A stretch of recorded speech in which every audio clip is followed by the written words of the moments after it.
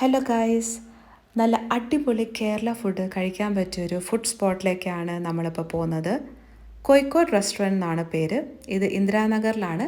ഞാൻ location ക്യാപ്ഷനിലിട്ടേക്കാം.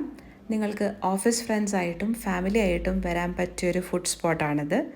So ഇവിടുത്തെ main highlight അവൽ മിൽക്കാണ്. ഇപ്പോൾ നല്ല ചൂടൊക്കെയാണല്ലോ, സോ നല്ല തണുത്ത അവൽ മിൽക്ക് കുടിക്കുമ്പോൾ നിങ്ങൾക്ക് നല്ലൊരു റിഫ്രഷിങ് ഫീൽ ആയിരിക്കും.